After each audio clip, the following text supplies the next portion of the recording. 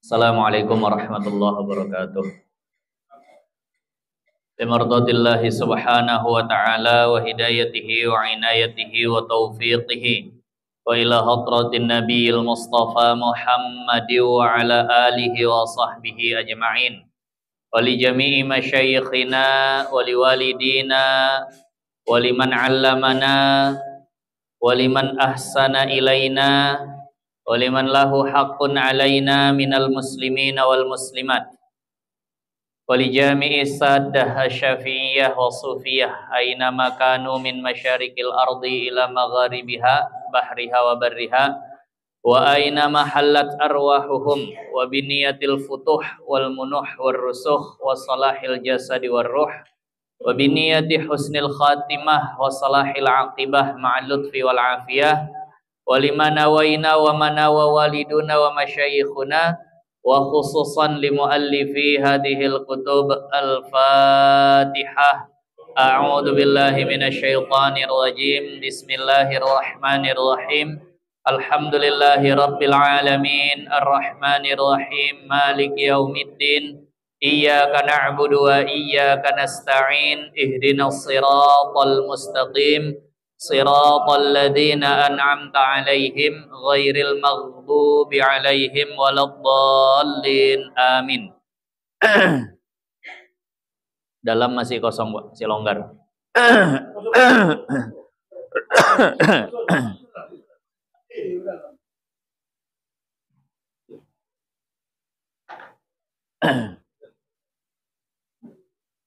Alhamdulillahi rabbil alamin. Wassalatu wassalamu ala asyrafil anbiya'i wal mursalin sayyidina wa maulana Muhammadin wa ala alihi wa sahbihi ajma'in. Amma ba'du, rabbi yassir wa la tu'assir. Rabbi tamim bi khair. Subhanaka la ilma lana illa ma 'allamtana innaka antal alimul hakim. Rabbi shrah li sadri wa yassir li amri wahlul 'uqdatam min lisani yafqahu qawli.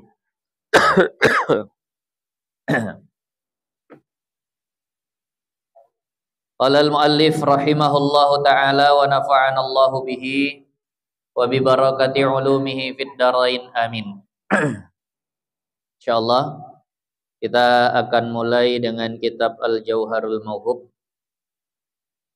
halaman 19, masih lanjutan seputar kalimat la ilaha illallah dan fadilahnya.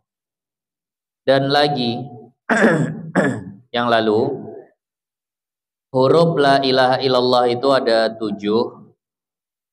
Jadi itu akan menghapuskan dosa yang dilakukan oleh 7 anggota tubuh.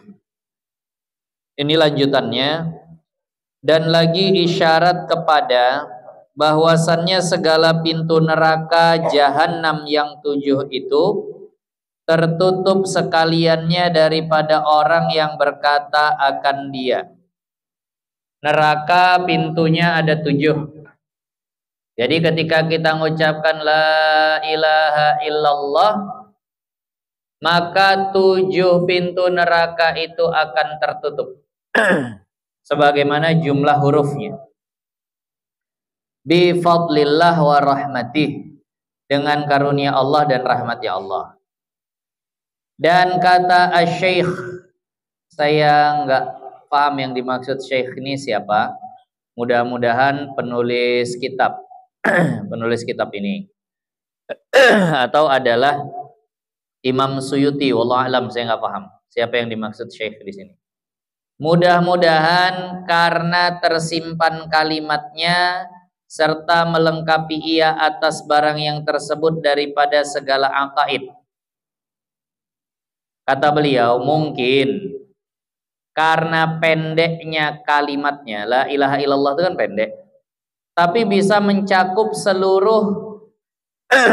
seluruh akidah-akidah yang kita pelajari dalam ilmu tauhid. Dijadikan dia oleh syara, mungkin karena itu dijadikan dia oleh syara juru bahasa sebagai apa ya? Juru bahasa, bahasa kita apa nih? Sebagai kalimat utama. dan menunjuk atas barang yang di dalam hati daripada Islam. Jadi gini, maksud juru bahasa itu, orang kalau sudah beriman, orang kalau sudah Islam, itu perlu kepada bukti zohirnya. Bukti zohirnya itu dengan apa? Dengan bahasa. Apa bukti dia iman? Kalau dia bilang subhanallah, belum. Belum mewakili imannya. Kalau dia bilang alhamdulillah juga belum. Kalau dia bilang yang lain juga belum. Sehingga kalau dia bilang la ilaha illallah, atau yang asyhadu alla ilaha illallah, ya ada kalimat di situnya, maka itulah menjadi bukti secara zahir bahwasannya orang itu Islam. Nah,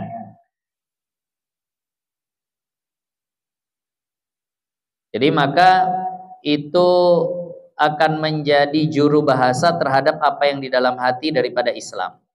Dan tiada diterima daripada seorang akan imannya melainkan dengan dia. Indana, di sisi kita, keislaman itu perlu kepada bukti nyata. yakni asyhadu alla ilaha illallah wa asyhadu anna muhammadar rasulullah. Harus ada itunya baru dia Islam di sisi kita.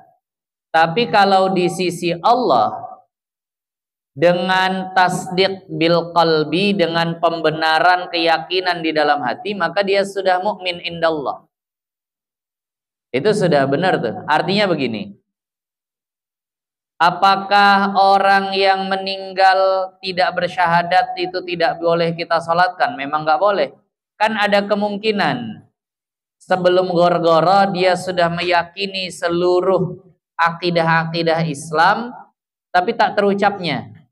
Nah, sholat jenazah, mengkafani mayit, memandikan mayit, ini kajian tauhid atau fikih? Fikih.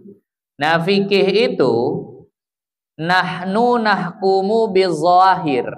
Kami ngukumi dengan yang nampak. Wallahu yatawalla bisarair. Nah, Allah ngurusin yang nggak nampak.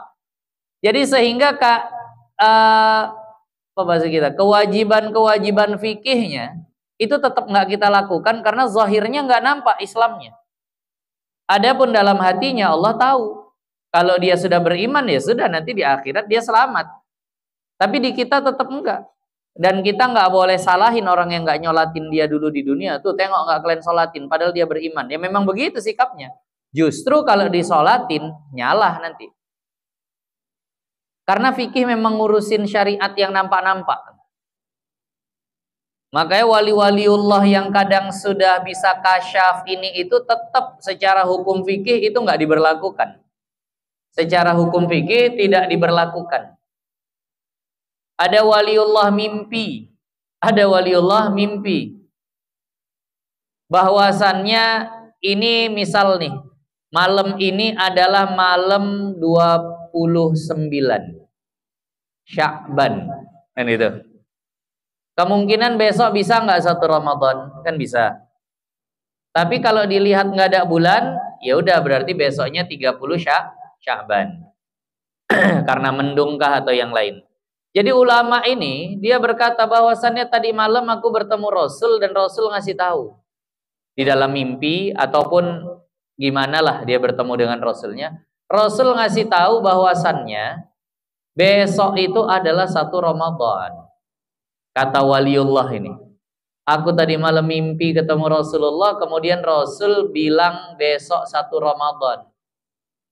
Itu disampaikan kepada qadhi yang memang menghukumi apa-apa itu secara fikih. Namanya qadhi kan gitu.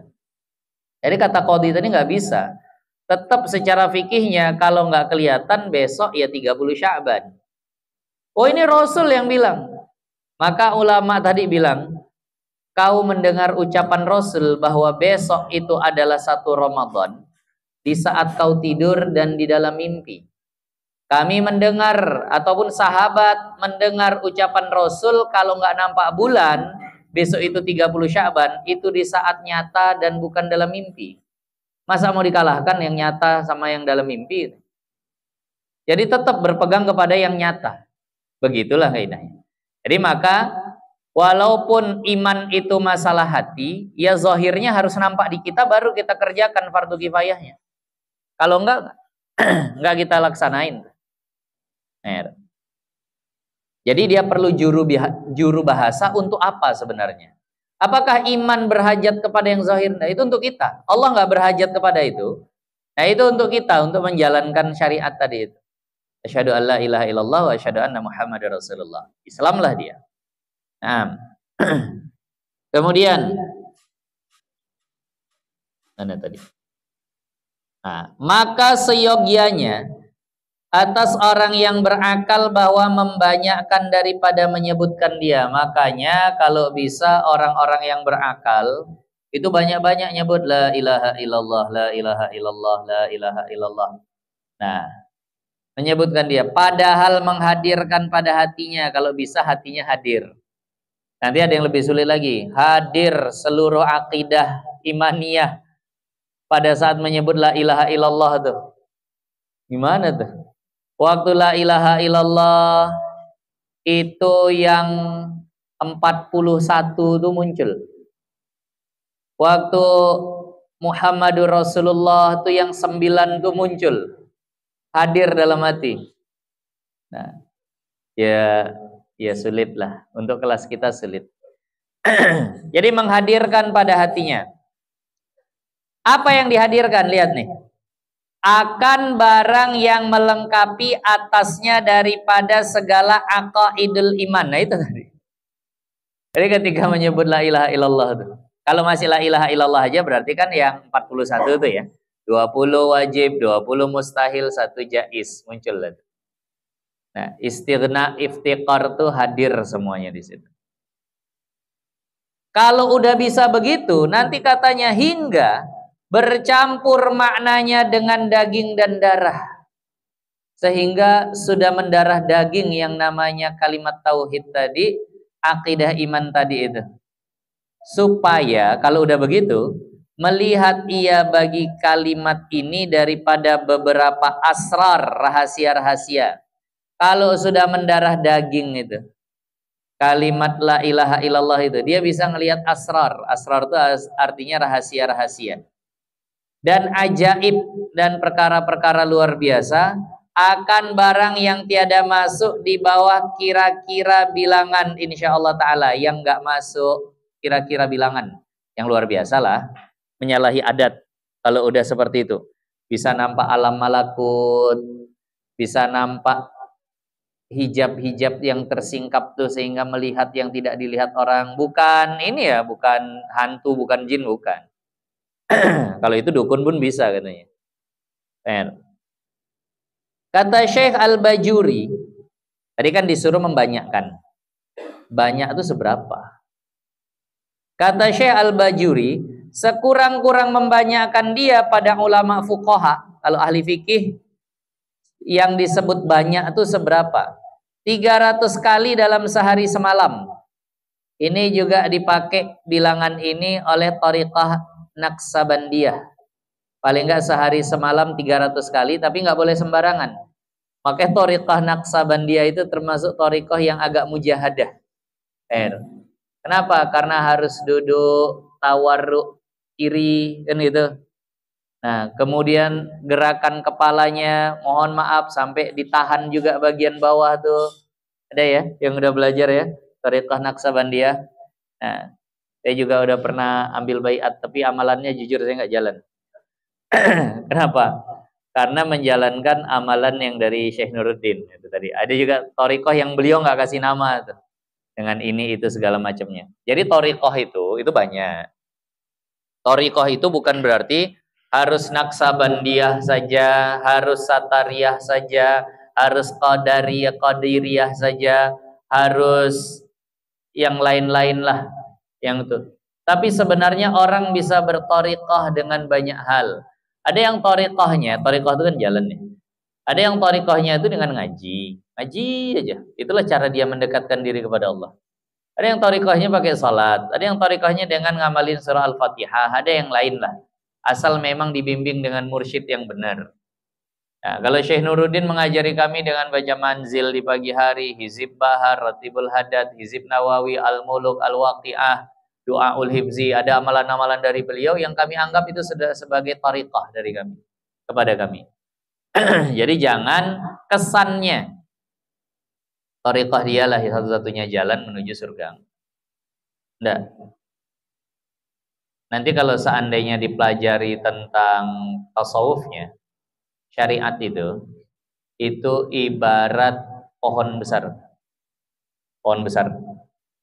Tariqah itu ibarat cabang-cabang kecilnya. Hakikat tuh buahnya. Itu adalah hakikat. Nah, kalau kita mau dapat buah itu biasanya nempelnya di batang besar atau di ranting-ranting yang kecil. Ranting kecil. Makanya kalau manjat batang yang besar banyak yang bisa.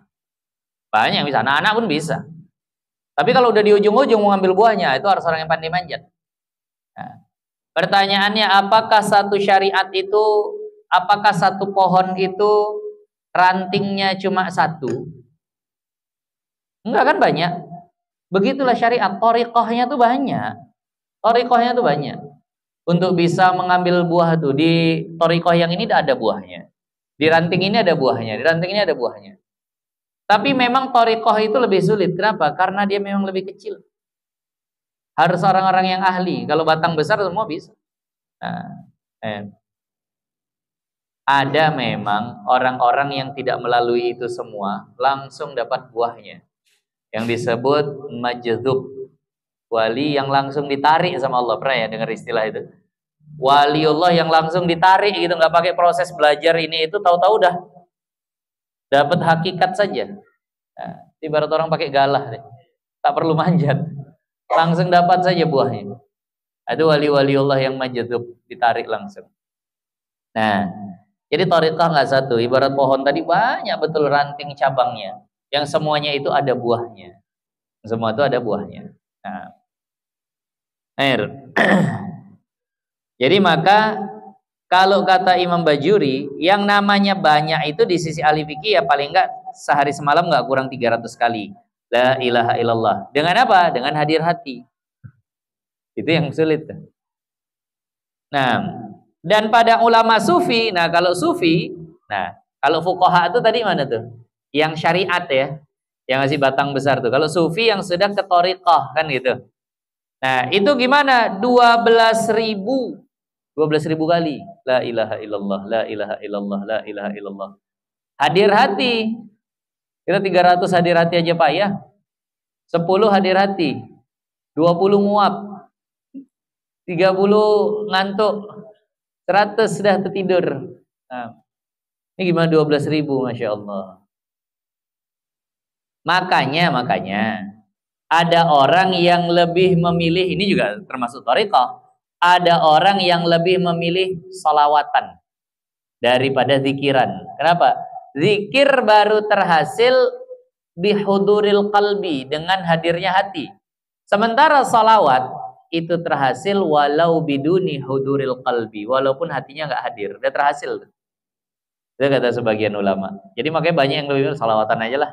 Lagi ngelamun pun hasil tuh. Nah, lagi ngelamun hasil. Yang 1 kali salawat 10 kali rahmat itu lagi nggak hadir hati. Kalau hadir hati, wah itu nggak tahu balasannya kecuali Allah. Dari salawat. Dan dikehendaki dengan dia di sini menghabiskan sekalian waktu dan sekalian ahwal. Artinya habis waktu dan keadaannya itu untuk zikir la ilaha illallah. Seperti barang yang diambil daripada kata musannif hingga bercampur dengan daging dan darah. Sedikit lagi. Dan yang afdal pada melafazkan dia dengan meninggalkan mat. Yang afdal ketika menyebut la ilaha illallah, contoh asyhadu lah ya. Asyhadu alla ilaha illallah. Itu bagusnya jangan dipanjangin kali. Jadi kalau itu kan asyhadu alla, la-nya itu mad jaiz munfasil. Benar tuh? Benar nggak tuh? Jaiz munfasil. Kalau jaiz munfasil boleh pilih kan? Boleh 2, boleh 4, boleh 5. 2 aja udah, nggak usah dipanjang-panjangi kali.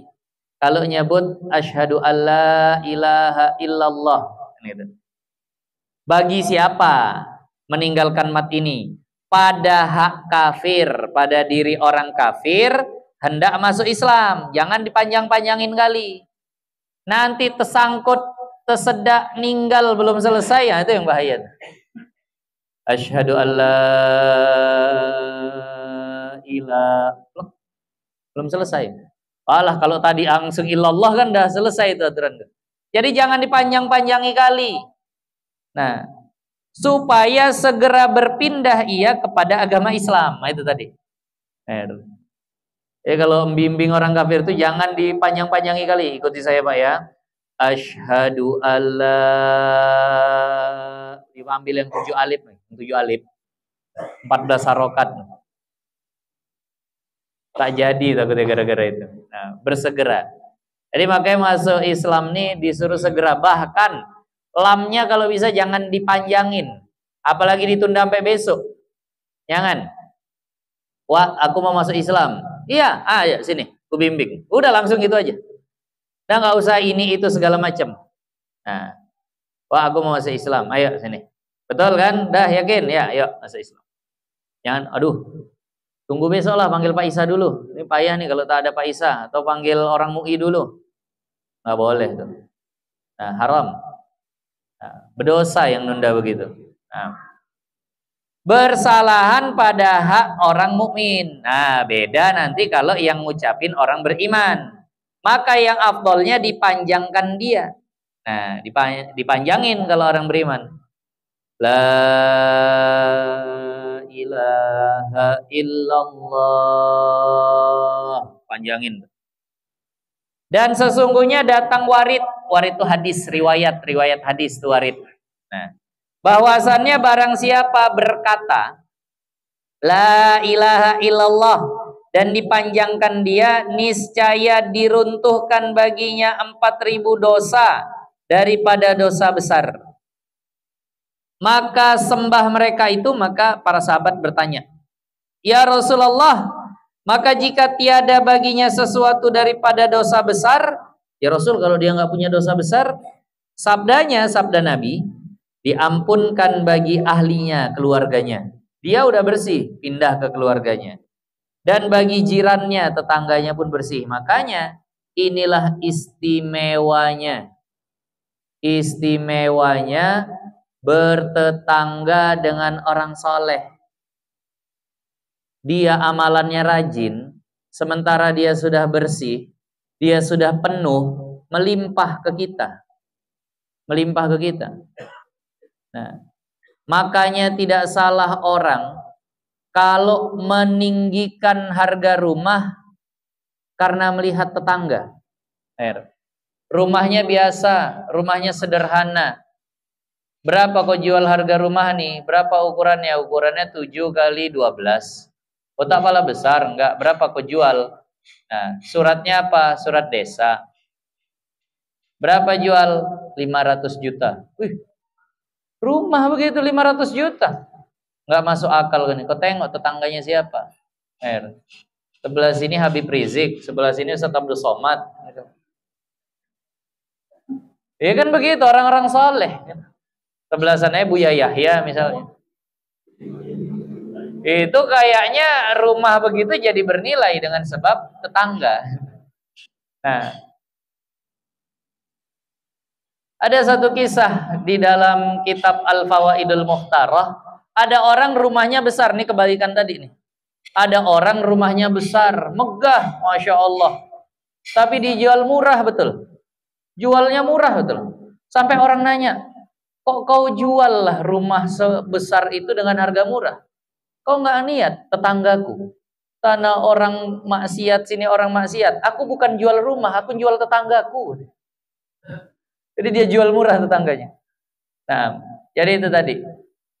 Untung betul kita kalau bertetangga dengan orang-orang saleh. Dia yang zikiran, kita kena imbasnya. Dia yang salawatan, dia udah penuh melimpah kepada kita. Dan sebaliknya, agak rugi kalau kita bertetangga dengan orang yang ahli maksiat. Nah, Al-Imam Ibnul Mubarak. Al-Imam Ibnul Mubarak itu punya tetangga orang Nasrani. Punya tetangga orang Nasrani atau orang Yahudi lah.